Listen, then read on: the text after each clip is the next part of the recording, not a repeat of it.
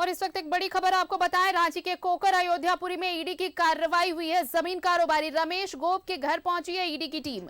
जमीन से जुड़े मामले में ईडी की दबिश बढ़ती जा रही है और ये दबिश देखिए अयोध्यापुरी तक पहुंची है। कोकर अयोध्यापुरी में जमीन कारोबारी रमेश गोप के घर ईडी की टीम पहुंची है।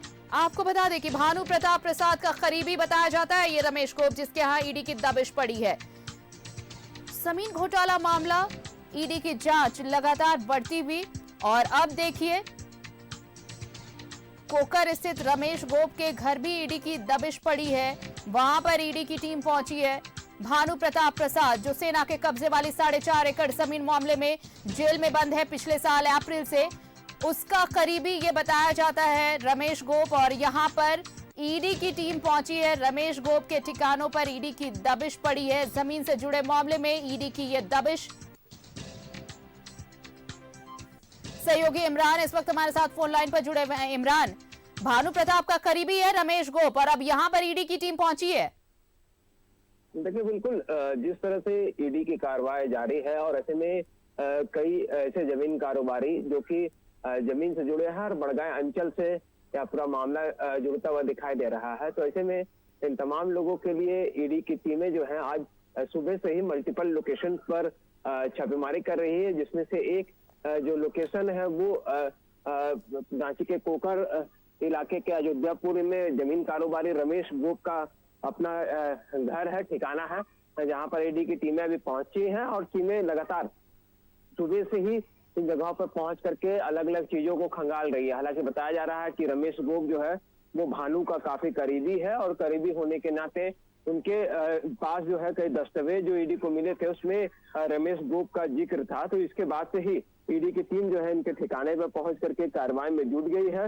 तो फिलहाल ईडी की टीम लगातार इस जगह पे बनी हुई है और अलग अलग चीजों को खंगालने का काम किया जा रहा है। कि टीम ने जिस तरह से अपनी कार्रवाई शुरू की है, बेहद छोटी टीम के साथ ईडी के अधिकारी आज पहुंचे हैं रमेश गोप के घर पर और घर पर पहुंचने के बाद कई अलग अलग जो दस्तावेजें हैं उनको खंगालने का काम किया जा रहा है। इस दौरान जो है सुरक्षा के अगर हम बात करें तो सीआरपीएफ के जवानों के साथ साथ अलग से जो ईडी के अधिकारी हैं वो मौजूद हैं और घर के लोगों को एक दूसरे जगह पर शिफ्ट किया गया है। घर के अंदर और बाहर जाने की किसी को इजाजत नहीं दी गई है। फिलहाल ईडी की जिस तरह की कार्रवाई है वो लगातार चल रही है।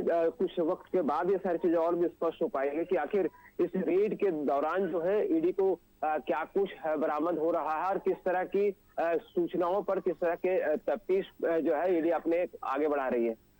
ये तो घर पे पहुंची है ईडी की टीम, क्या ऐसी भी खबर है कि बाकी कुछ ठिकानों पर भी ईडी की टीम पहुंची है, ईडी की दबिश पड़ी है रमेश गोप के कई दूसरे ठिकानों पर भी?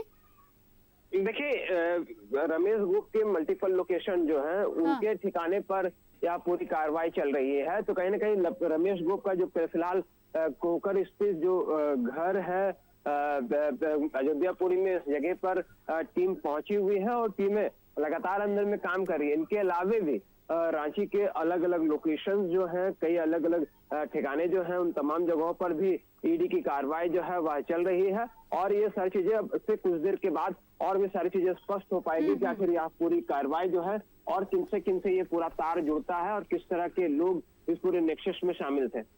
नजर बनाए रखिए, अपडेट्स लेंगे इमरान आपसे। शुक्रिया। फिलहाल तो देखिए रमेश गोप जमीन कारोबारी है और ये बताया जाता है कि भानु प्रताप जो ईडी के गिरफ्त में है, अभी ईडी की रिमांड पर है। पिछले साल अप्रैल में उसे गिरफ्तार किया गया था सेना के कब्जे वाली जमीन घोटाला मामले में।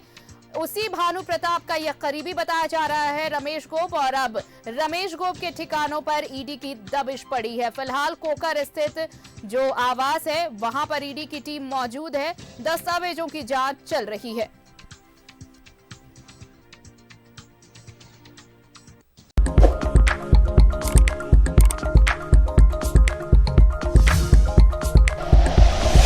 Like and share videos, subscribe करें हमारा चैनल और प्रेस करें बेल आइकॉन। न्यूज़ 11 भारत, सच है तो दिखेगा।